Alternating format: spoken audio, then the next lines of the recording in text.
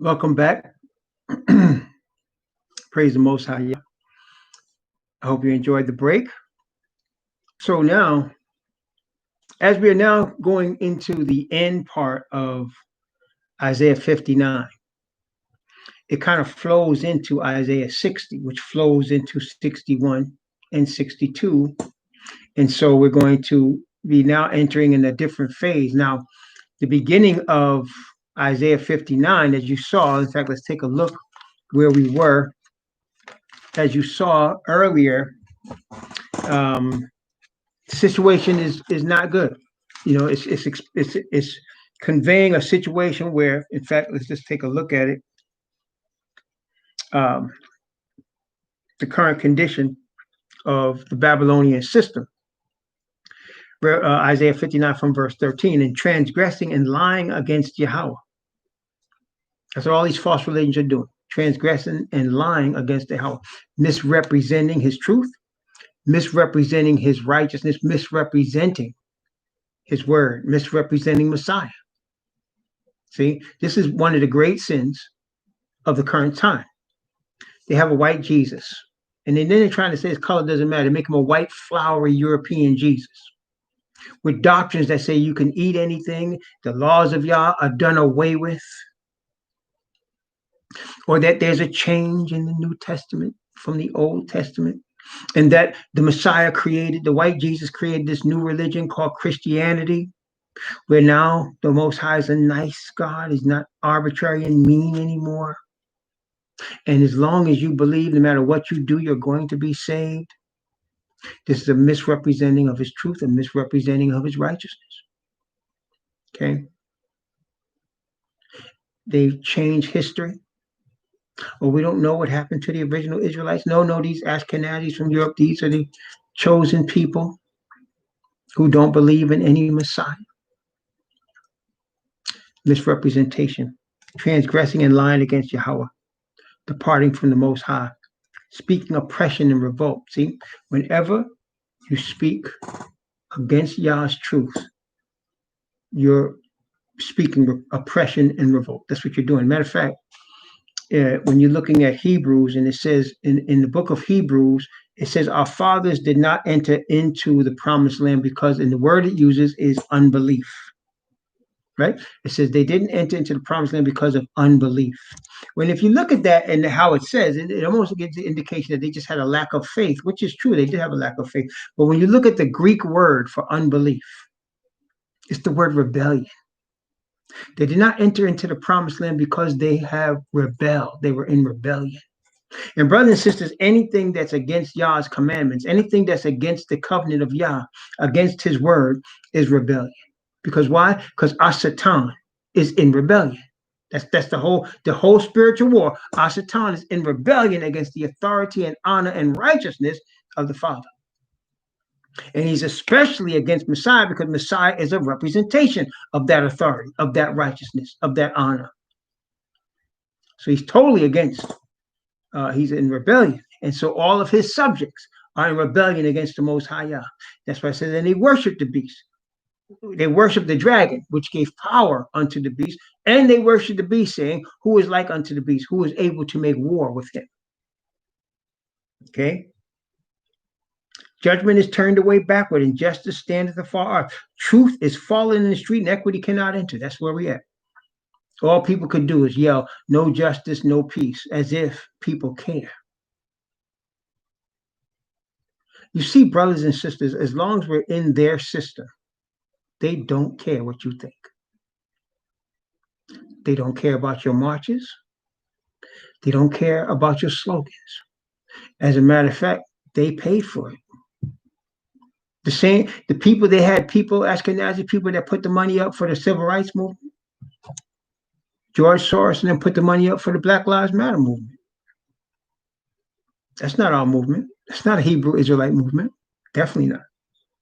That's a movement of Ashkenazis that funded. And they put black faces on it. Okay?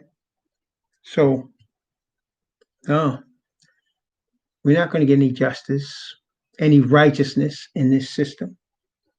The system is bought and paid for. Okay? Yea, truth faileth, and he that departed from evil maketh himself a prey. Yahweh saw it, and it displeased him that there was no judgment. Now, brothers and sisters, some of the things are just, even though the Bible warns us in advance, okay, even though it does, it's still amazing to see. Like I said, when I was in the SDA church, there were people in that church, in that organization, that were telling people that were coming to my Bible studies, because he only follows the Bible, if you listen to him, you're going to be lost. This is verbatim. Because he only follows the Bible, if you listen to him, you're going to be lost. Because he's not following what they call spirit of prophecy, which is another word for Ellen White's writing. Because he's not following Ellen White's writings, he's following only the Bible, you're going to be lost. And then just within the last 10 days, I heard a so-called Hebrew Israelite say that if you try to study the Bible without your Septuagint and your Apocrypha, you're not going to understand it. It's the same thing. Now, we know that when you stick to the Bible alone, there's going to be opposition. That's actually what I just described to you is evidence of that truth. Okay. When you stick to the Bible alone and you seek the Father alone. So where somebody preaches something to you or teaches something to you and you say, listen, I'm going to check with the Father on this. They will get upset sometimes because you didn't just believe it or run with it. This is a sign of the times. You run everything by the word yourself. You run everything by the Father, and you'll never be lost. You'll never be confused. You'll never be deceived.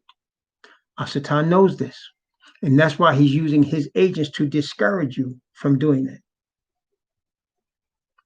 Because he that followeth truth, he that departeth from evil maketh himself a prey. He that departeth from evil, let everyone that nameth the name of Messiah depart from iniquity.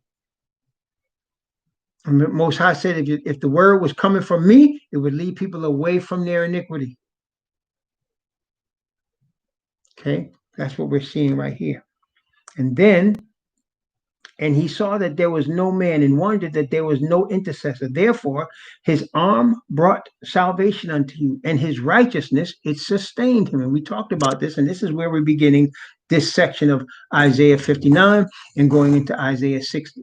The brothers and sisters, we talk often about righteousness. It's extremely important. As a matter of fact, we studied it a lot in Isaiah because it's to be studied. It's a lot. Let's just take a look at a couple of the areas that we've already studied and what it says, like Isaiah chapter 51, which we did just a few weeks ago. Isaiah chapter 51.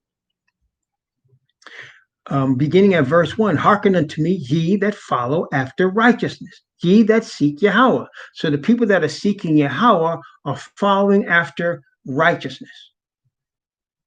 Okay? Look unto the rock from whence ye are hewn, in the hole of the pit whence ye are digged. Look unto Abraham your father, and unto Sarah that bare you, for I called him alone, and blessed him, and increased him. Abraham was accounted to him for righteous because he trusted Yahweh. Okay, going down a few verses. Verse 5. My righteousness is near, said the Most High. My salvation is gone forth. My arm shall judge the people. The isle shall wait upon me, and on my arm shall they trust. Lift up your eyes to the heavens. Look upon the earth beneath, for the heavens shall vanish away like a smoke, and the earth shall wax old like a garment, and they that dwell therein shall die in like manner. But my salvation shall be forever, and my righteousness shall not be abolished. We also read in Jeremiah. Well, before we go there, we're right here in Isaiah again. Let's look at another one in Isaiah.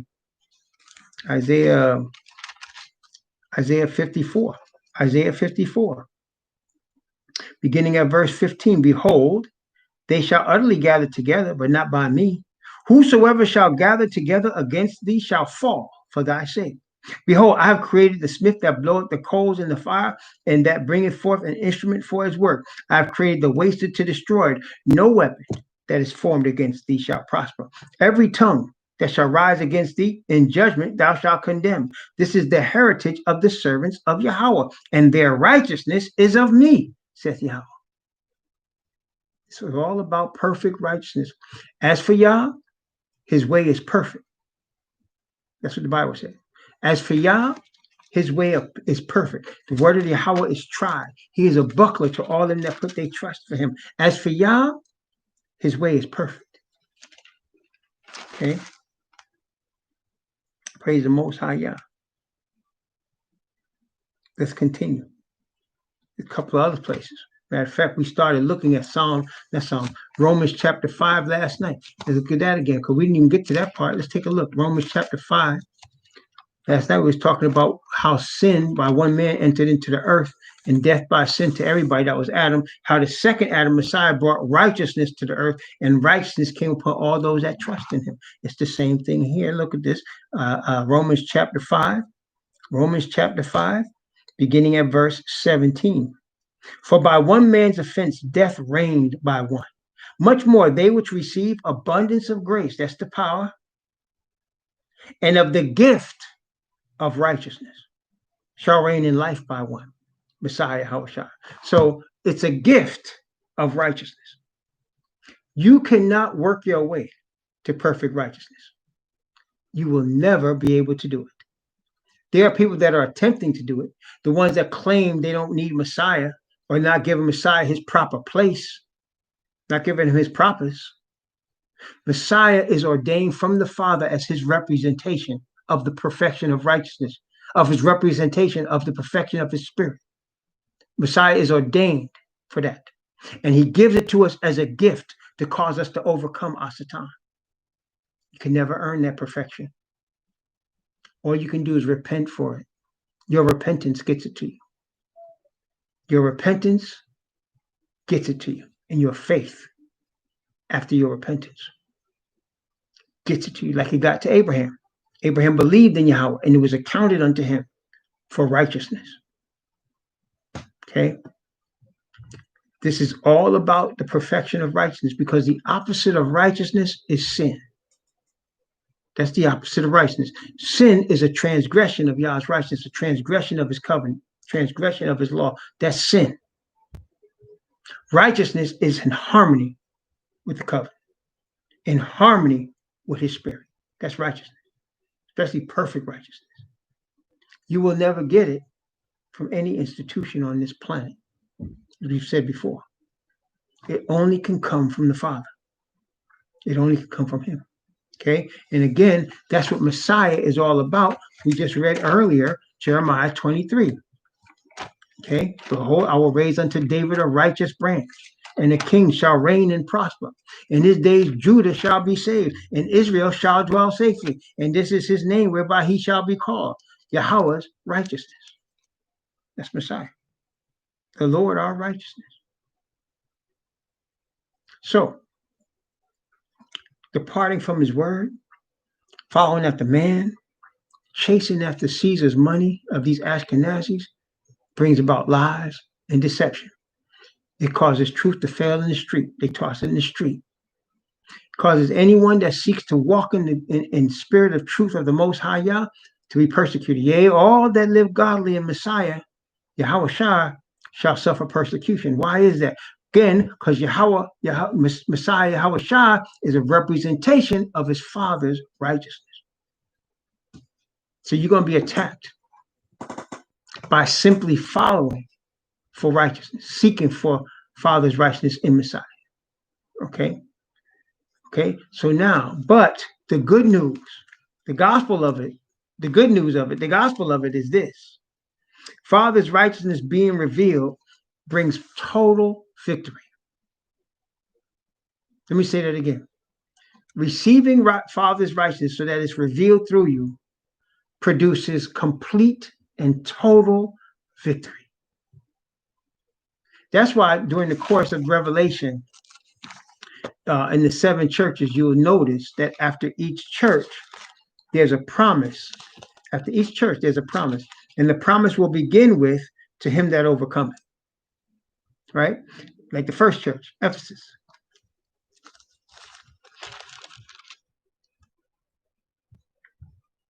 Ephesus is Revelation chapter 2, verse 7. He that hath an ear, let him hear what the Spirit, that is the perfect righteousness, saith unto the churches. To him that overcometh will I give to eat of the tree of life, which is in the midst of the paradise of Yah. That's with Ephesus. Then the next church, Pergamos. Pergamos is one of only two churches that received no rebuke from Messiah. The other one being Philadelphia. Let's see. No, I'm sorry. Second church is Smyrna. Smyrna is the one. Smyrna and Philadelphia received no rebuke. The other five got rebuked by the Most High's Messiah, got rebuked by him, and then a promise was given. Those two churches received no rebuke. Verse 10, Smyrna. Fear none of those things which thou shalt suffer. Behold, the devil shall cast some of you into prison, that ye may be tried, and ye shall have trouble 10 days. Be thou faithful unto death, and I will give thee a crown of life. He that hath an ear, let him hear what the Spirit saith unto the churches. He that overcometh shall not be hurt of the second death. He that overcometh. Now we come to Pergamos. Pergamos is where the traitor Balaam arrived. That's where Constantine, in real life, that's when Constantine arrives in the 4th century. Okay? Pergamos. Verse 17. He that hath an ear, let him hear what the Spirit saith unto the churches. To him that overcometh will I give to eat of the hidden matter, and will give him a white stone, and in the stone a new name written, which no man knoweth, save he that receiveth it. So you said you're going to be in the midst of the paradise. You're not going to be hurt of the second death. You're going to get a new name. Okay? Thyatira.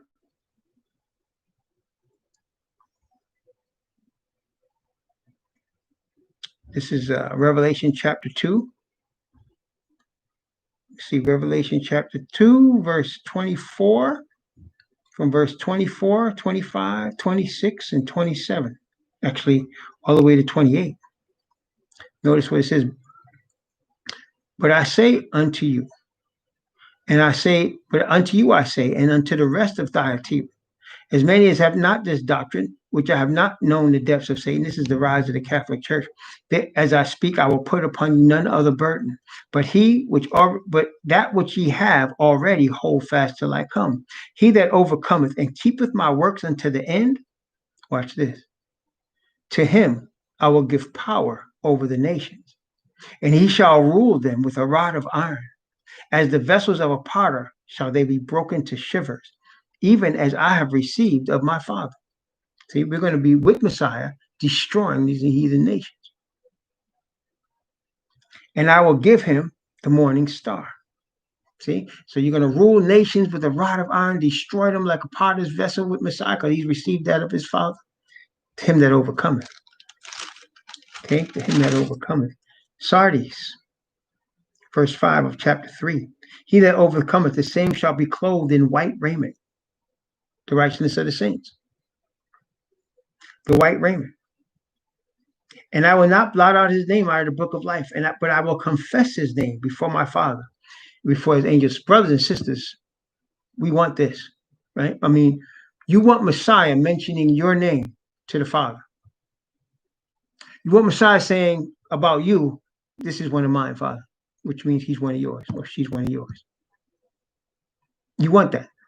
You will confess his name before my Father and before his angels. Church of Philadelphia. Revelation chapter 3, verse 12.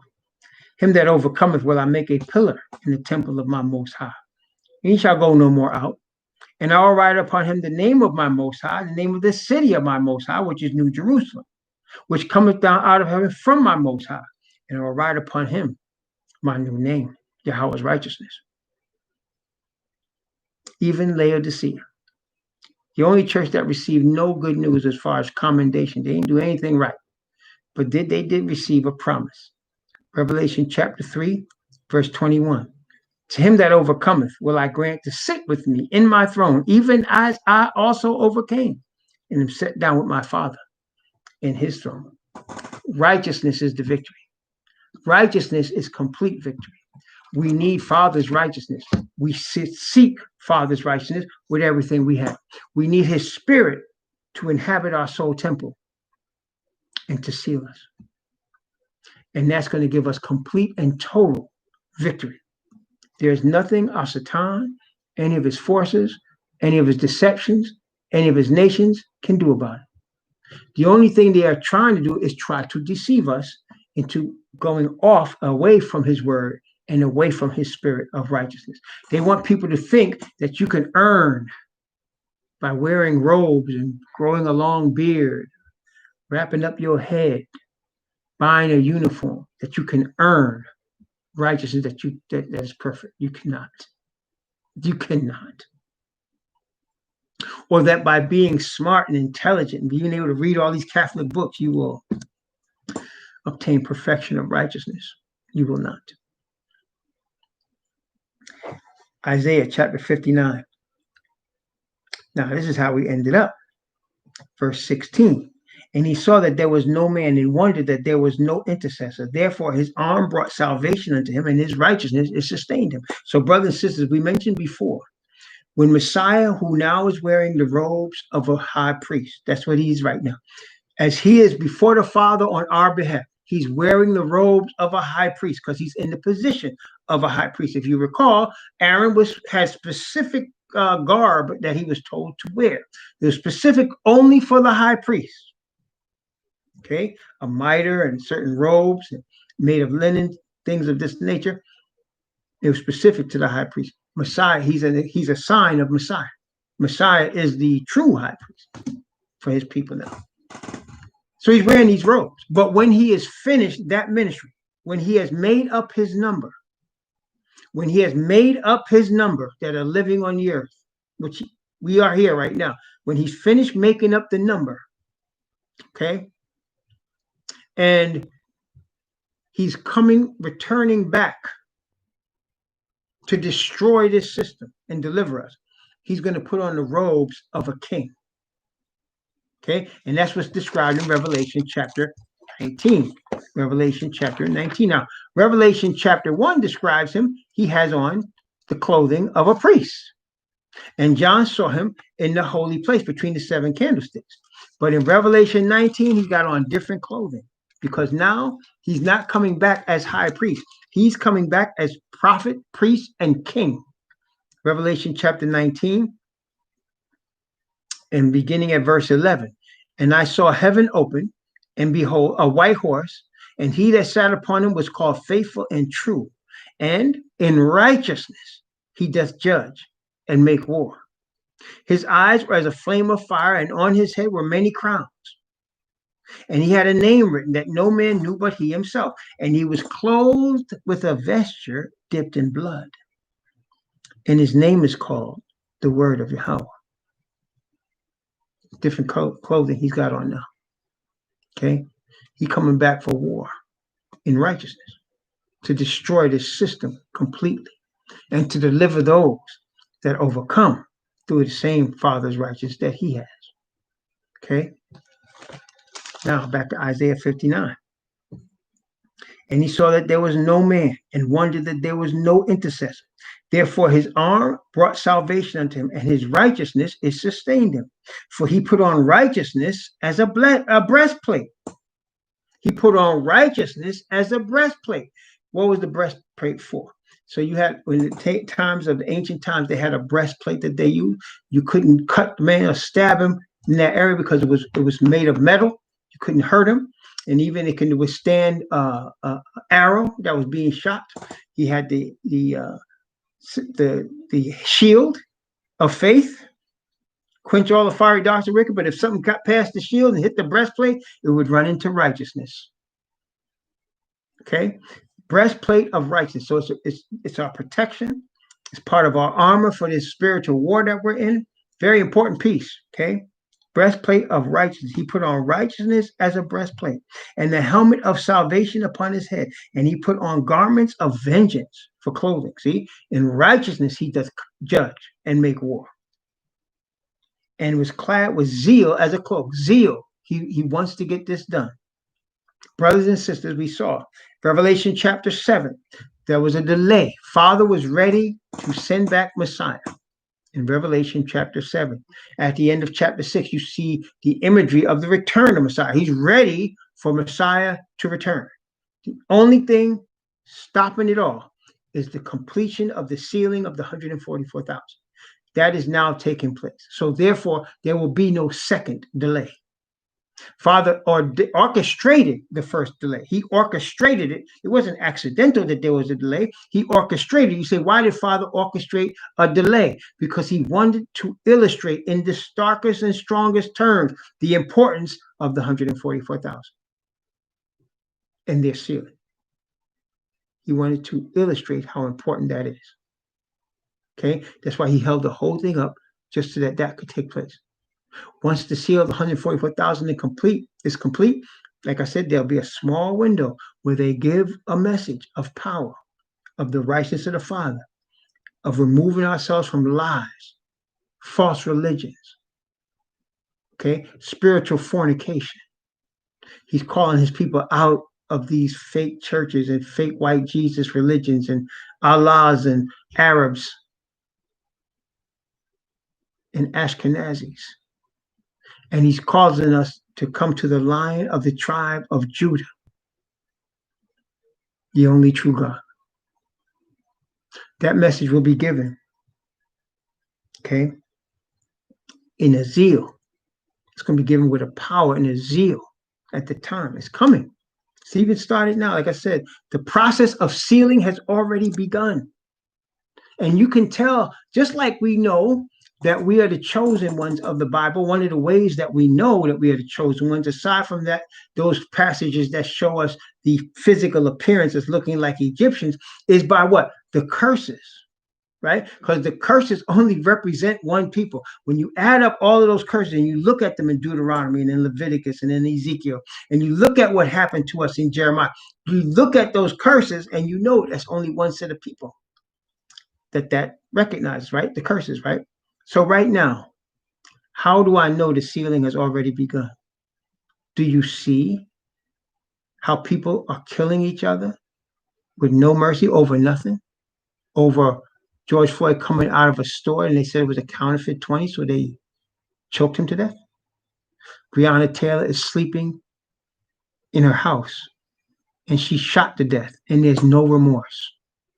That's telling you the spirit of Yah is withdrawing. He said, my spirit shall not always strive with man. Spirit is withdrawing. But while you're seeing that, the spirit withdrawing from people where they have no conscience about doing evil anymore, that's a sign that on the opposite side, the sealing is taking place. Okay? We talked last night. Can you imagine a little baby, 2 years old, little female baby, crying loud, not because it's got gas in it, not because it's hungry or it needs its diaper change, because a man is sticking his penis in it. Can you imagine? That's what's going on. The seal of Satan is coming on these people. At the same time, on the opposite side, you know the seal is working on Yah's people as well, because there's an awakening. See, there's an elimination of conscience on one side. People are just don't care anymore about truth. They don't care. A man stood in the Arkansas town, a white supremacist town in Arkansas. He was from the town, and all he did was stand on the side of the road in a desolate place, and the sign said Black Lives Matter. Now I don't care about that, but that's the point. Is he stood there with the sign, and everybody that drove by him had to curse him out. All of the Caucasians, white lives matter too. They was getting all upset, and he didn't say anything. He just stood there with the sign. He wasn't yelling anything. He wasn't marching anywhere. He just stood there, and they were going. You should have seen the demonic looks on some of these people's faces, and the curses, and the threats. If you still here when I come back, I'm gonna kill you. All of that from just standing on the side with a sign that says Black Lives Matter. Can you imagine what they're going to be like when we come forth on a public basis with this truth? The spirit of the Father is already withdrawn from them. Okay, it's already withdrawn. The sellouts that are out here trying to get you off the Bible, they're being paid by the government. Just like the sellouts of times past. The sellouts that killed Malcolm X, that dude that shot him with the shotgun, The feds protected him in New Jersey all the way to the day of his death, and people couldn't hardly come to the funeral. They had federal agents protecting the funeral of the man that shot Malcolm X. Okay, the man that had Fred Hampton killed, they were paying him $400 a week to infiltrate the Black Panther. $400 a week in 1968. That was a lot of money for a brother. Okay, so now they're paying the people that are trying to get you off the Bible. They're trying to get you off the Bible. And they're bold enough to have them same people ask you for your money. Give me your money, they say. See, this is where we at. The seal has begun. People are choosing their sides. There are those that are losing consciousness. They don't have it anymore. They're willing to kill, hurt, maim, and have no remorse. At the same time, the awakening is going on. People are awakening to who the true Hebrew Israelite people are, who the true children of Jacob are. They're seeing the Bible in a whole new light. It's the same thing happening on both sides at the same time. Okay? Put on righteousness as a breastplate, helmet of salvation upon his head. He put on garments of vengeance for clothing and was clad with zeal as a cloak. He wants this to happen now. This is going on. The time is flying by. If you're paying attention, you notice it. The time is going by fast. Real fast. Why? Because Father wants to wrap this up. He's zealous to wrap this thing up. He's not going to wait much longer. According to their deeds, he will repay fury to his adversaries, recompense to his enemies. To the islands, he will repay recompense. Why do you say islands for? Remember what Genesis said. By these were the isles of the Gentiles formed, right? Sons of Yafet. By these were the isles of the Gentiles formed. Islands he will repay recompense. Fury to his adversaries. This is not the flowery, long-haired, sandal-wearing European Jesus. This brother right here that's coming, he's the one that got woolly hair and a sword in his hand. He said, as captain of Yahweh's host, am I now come? There's going to be a problem for those that are not in his truth. Verse 19. So shall they fear the name of Yahweh from the west and his glory from the rising of the sun. When the enemy shall come in like a flood, the spirit of Yahweh shall lift up a standard against him. That standard is righteousness. See, the spirit of Yahweh, the enemy shall come in like a flood. You remember, look, watch how it describes Ezekiel and in Revelation. But let's look at Ezekiel chapter, let's see, I think you do it 39 and 38. Let me see.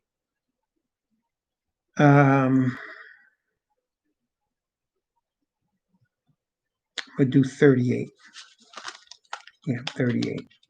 38 is the second resurrection. 39 is the first resurrection. It's not in the proper order, but that's, like I said, the Bible does that sometimes. But notice what it says. Ezekiel chapter 38. Going to begin at verse 9. Talking about how the heathen going to attack, right? Thou shalt ascend and come like a storm. Thou shalt be like a cloud to cover the land. Thou and all thy bands and many people with thee. See?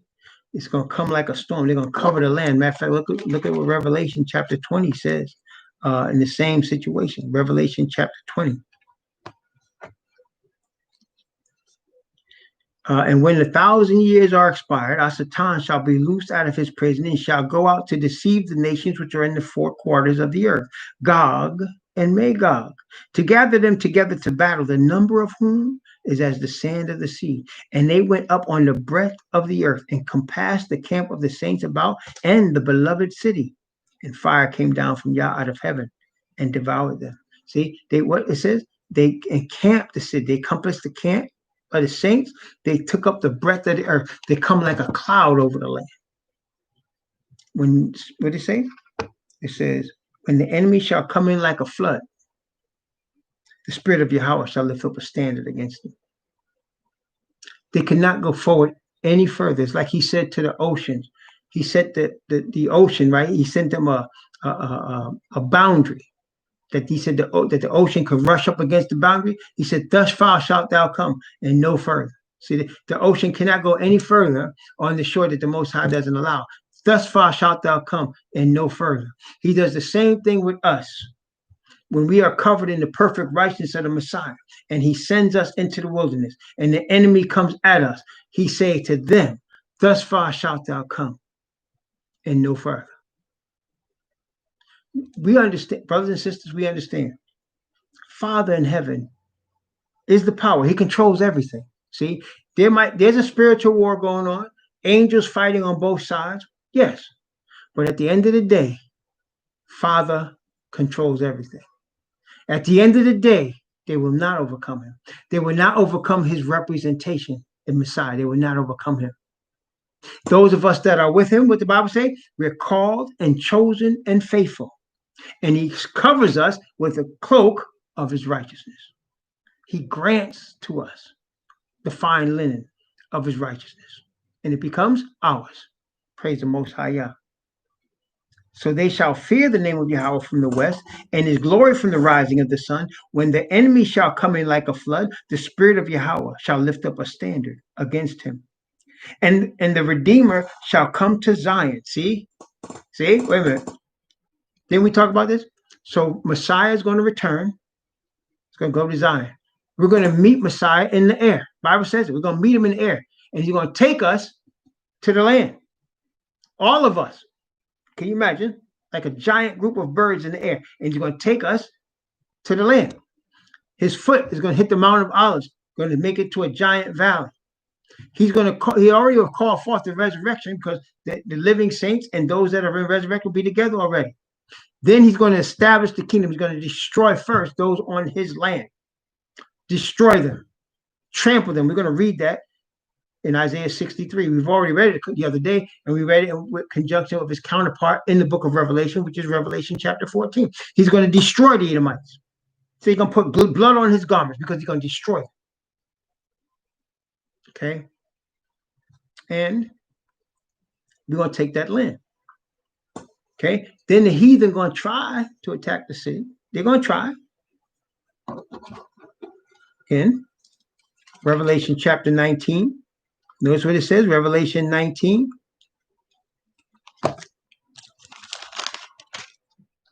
Verse 19. Revelation 19:19. Notice what it says. And I saw the beast and the kings of the earth and their armies gathered together to make war against him that sat upon the horse and against his army. So there's two sides. There's armies, and they're going to try to fight. This is Armageddon. Okay? And the beast was taken, and with him the false prophet that wrought miracles before him, with which he deceived them that had received the mark of the beast, and them that had worshipped his image.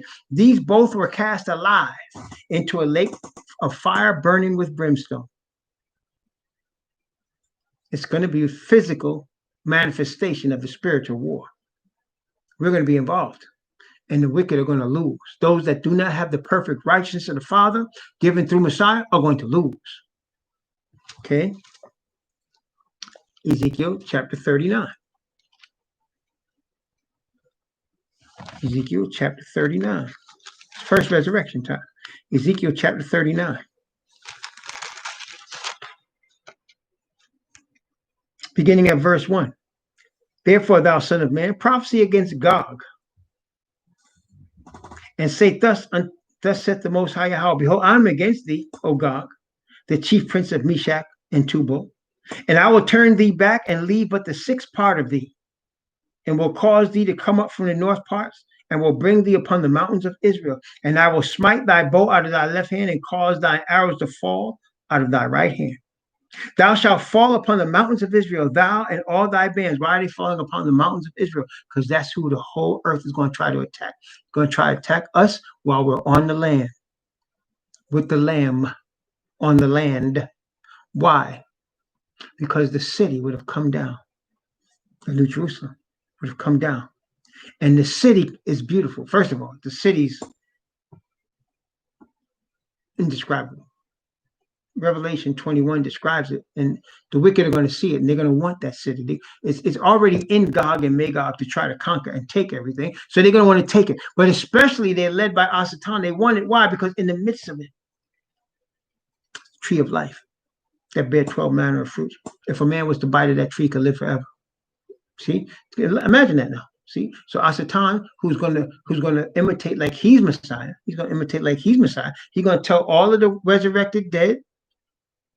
Well, it's before that. He's going to tell all the wicked that's alive here now, because the resurrected of them don't come up to the second resurrection at the end of 1,000 years. But in the first beginning, in the first return of the Messiah, in the resurrection of the righteous, Asatan's going to tell all of these wicked people that are alive here, he's going to look like Messiah, and you're going to say, that's my city.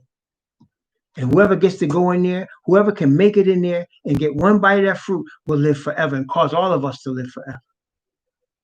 And that's why they attack it. Because in there is the tree of life, which if a man eat, he could live forever. They won't make it though, but they're going to try. You can see here, they're going to try. I will smite thy bow out of thy right hand, at thy left hand, and cause thy arrows to fall in thy right hand. Thou shalt fall upon the mountains of Israel, thou and all thy bands and the people that is with thee. I will give thee unto the ravenous birds of every sort, to the beasts of the field to be devoured. Thou shalt fall upon the open field, for I have spoken it, says the Most High Yahweh. There you go. Same thing it says in Revelation chapter 19. It says in Ezekiel 39. And so they're going to come in like a flood, but they're going to be rebuffed by the spirit of perfect righteousness and by the Father's angels. They will not be able to hurt us. They will lose.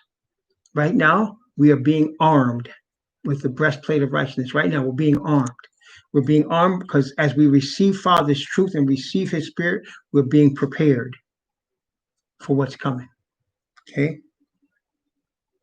Verse 20 of Isaiah chapter 59, verse 20. And the Redeemer shall come to Zion, and unto them that turn from transgression in Jacob, saith Yahweh. See, we started the whole Isaiah 59 off, and it said his arm is not shortened that it cannot save, his ear is not heavy that he can't hear. It's because of iniquity that he ignores the people's call. And the Most High knows them that are his, that everyone that nameth the name of Messiah do what? Depart from iniquity. The Redeemer shall come to Zion, unto them that turn from transgression in Jacob, unto them that seek perfect righteousness, the gift of righteousness, to overcome sin through the second Adam. As for me, he said in verse 21, as for me, this is my covenant with them, saith Yahweh. My spirit, there it is again, my spirit that is upon thee, and my words which I have put in thy mouth, shall not depart out of thy mouth, nor out of the mouth of thy seed, nor out of the mouth of thy seed's seed. So in other words, you might think it's only 3 generations, right? You, your seed, and your seed seed. That's like with Nebuchadnezzar, right? He said, I'm going to give him, his son, and his son's son, this whole area, right? That's only 3 generations. But notice what he said after. Nor out of the mouth of thy seed's seed, saith Yahweh, from henceforth and forever. He's like, in perpetuity, right? So he's going to give us the kingdom forever. For those of us that has his spirit, my spirit that is upon thee. That is the spirit of perfect righteousness from the Father. Our complete and total victory is in Father's righteousness. Our complete and total victory is in his spirit of righteousness and in his word. Praise the Most High Yah. See, I cannot get victory for you. You cannot get victory for me. Messiah has paid for victory for both of us, but we each individually have to accept it. We have to accept it by receiving Father's Spirit in Messiah and by obedience to his word. By seeking to glorify the Father the way Messiah, as our example, glorified the Father when he walked the earth. Right? So, brothers and sisters, this is it. That's it. It's very simple, isn't it? It's not, I love that the word is not complicated. It's not complicated. It's not at all complicated. It's simple. Man, in his zeal to make himself important, makes the word of Yah complicated. But it's not complicated. It's not complicated at all. And we praise Yah. And we praise him also, brothers and sisters, because we're living at the time of the fulfillment of these words. Very shortly, 1,000-year reign is going to begin. Think about that. Very shortly, the 1,000-year reign is going to begin. See, Hitler thought that the Third Reich was going to reign for 1,000 years. He thought the Third Reich was going to reign for 1,000 years. Of course, he was wrong. That's not the kingdom. That's the Germanic tribes' kingdom. He was trying to make that the Germanic, and his own cousins stomped that out. Praise the Most High. Praise the Most High, Yah. But this kingdom is going to stand forever because his righteousness will not be abolished. This kingdom is going to stand forever because Messiah is coming back, and in righteousness he does judge and make war. He's going to destroy the nations like a rod of iron. Praise the Most High, Yah. May he cause you to inherit the Spirit. May he cause you to wear the breastplate of righteousness. May he cause you to overcome all sin and stand firm in the truth. May he cause you to put all your trust in the Father and in the Father's Son, Messiah, to which we get perfect righteousness. May you stand firm in the kingdom of Yah and eat of the fruit of the tree of life. May you receive a new name. May you be in the paradise of Yah. May you sit in the throne with Messiah. Amen.